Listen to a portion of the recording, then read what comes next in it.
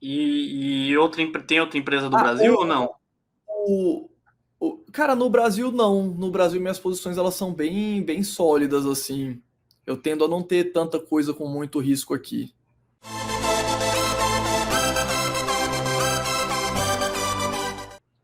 O, o Bitcoin que a gente estava falando anteriormente, eu até Sim. falei lá no podcast do Favela Invest, que a primeira vez que eu comprei Bitcoin foi em 2015, quando eu abri minha conta na corretora lá nos Estados Unidos, né?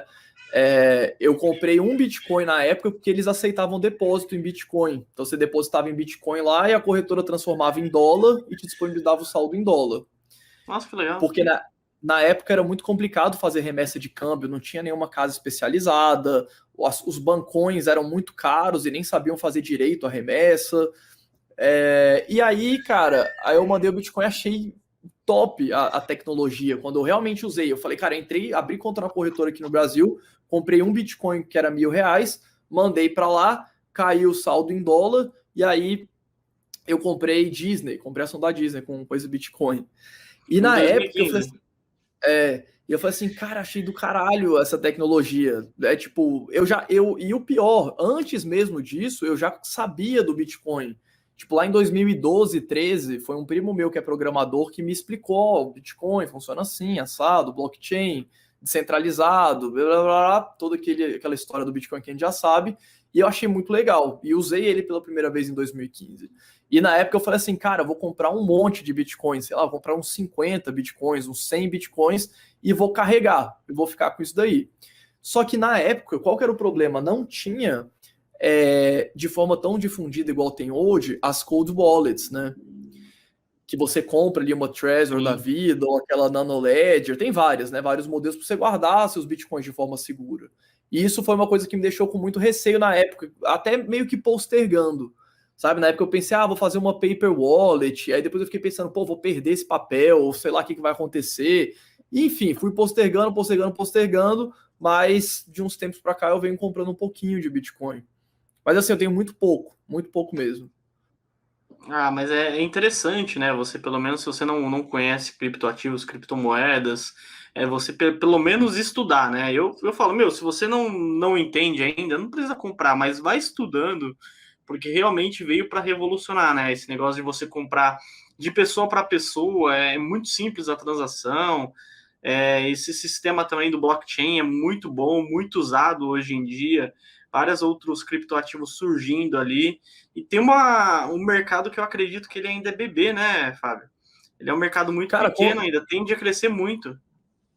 com certeza. Assim, eu acho que a grande dificuldade, assim, é você hoje saber quais vão ser as criptomoedas que daqui 10 anos vão ter valor, né?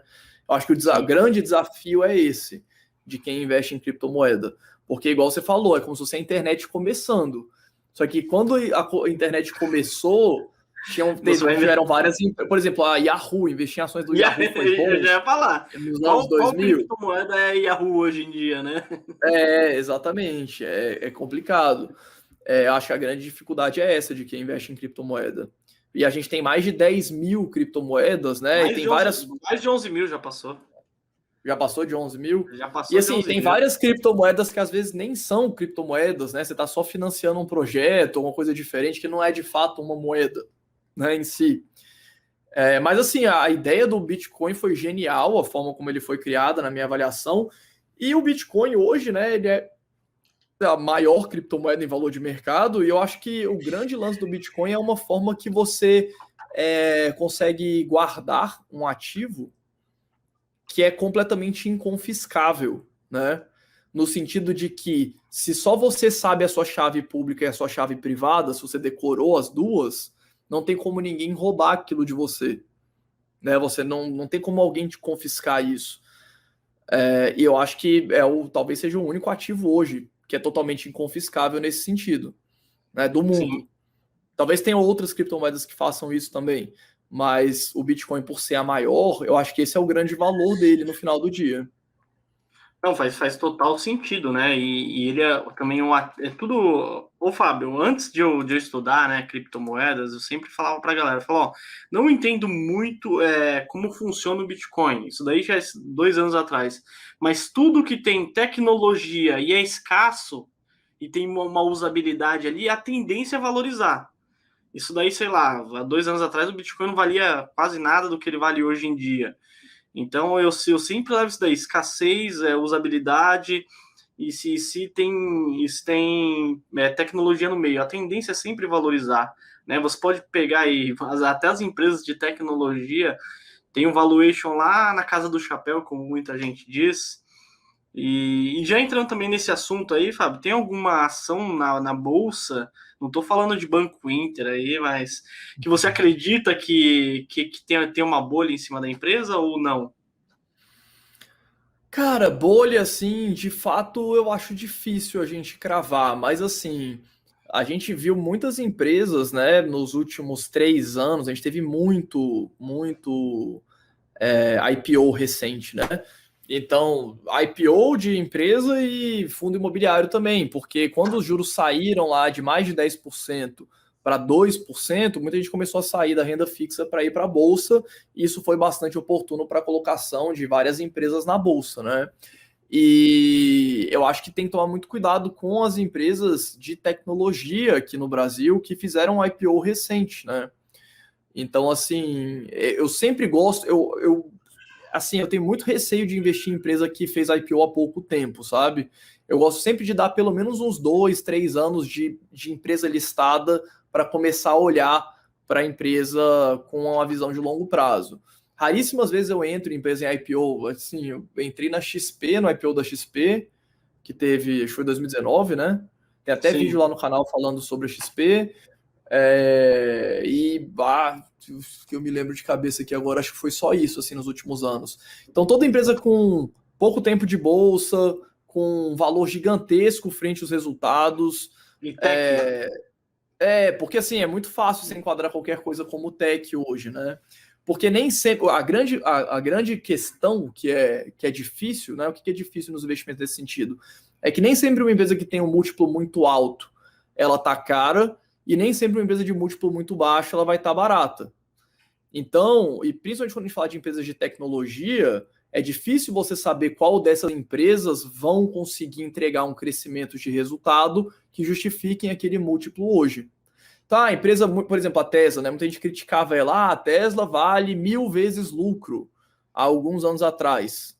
Ela valia 1.000 vezes lucro. Mas o lucro dela era quase zero. Ela tinha acabado de sair do prejuízo e começado a ter um pouquinho de lucro. Então, por exemplo, hoje a Tesla ela está gerando mais ou menos os resultados de hoje, tá? Se pegar dos últimos 12 meses, ela está gerando um resultado de mais ou menos 6, 8 bilhões de dólares em caixa, de fluxo de caixa operacional. E a empresa valia em 2018, para dar um exemplo, ela valia 35, 40 bi de dólares. Só que quando você olhava o múltiplo lá de 2018, era um múltiplo gigantesco. Por quê? Porque a empresa Um tinha um absurdo. resultado pequenininho. Então, como ela conseguiu crescer esse resultado, se você for pegar hoje 5, que ela tivesse 5 bi de lucro ou de geração de caixa hoje, tá? Vamos colocar assim. Se ela tivesse só 5 bi, ela já ia estar valendo um múltiplo menor do que 10, considerando o preço que ela estava em 2018. Só que a empresa cresceu para justificar isso. E aí hoje ela está valendo um múltiplo bem maior em cima desse valor hoje, porque ainda tem uma expectativa de crescimento. Sim. Então, assim, o grande problema, a grande dificuldade é que para você dizer que se é uma bolha ou não, se. E existe até um dilema, né? Que se é possível existirem bolhas. Porque o que é uma bolha? É difícil definir o que é bolha. Né? E assim, a academia tem muito problema em definir isso. O que é uma bolha? Porque se você não. O que é, em teoria, a bolha é quando você tem um valor muito maior do que o que seria justo. Mas para Isso. você saber se aquele valor hoje é justo, você depende do futuro. E o futuro ainda está para acontecer. Né? Então, existe muita expectativa em cima das empresas. Algumas empresas entregam a expectativa, outras empresas nem tanto. Mas se for para se expor a empresas de tecnologia, de crescimento, eu prefiro muito mais as que tem lá nos Estados Unidos, né? Como, por exemplo, a própria Apple, Nvidia, Google, é, Microsoft, do que empresas que talvez não sejam tão tech assim. Entendi. Então faz mais sentido para você, né? Sim.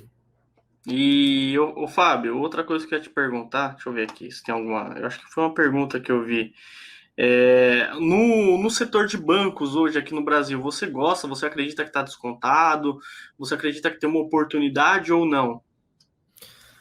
Cara, então, os bancos aqui no Brasil, eles historicamente têm resultados muito bons, né? E assim, quando a gente olha para o ano de 2021 e compara com o ano de 2020, a gente tem algumas distorções, assim, né? Por causa principalmente dos provisionamentos que a gente viu durante o ano de 2020.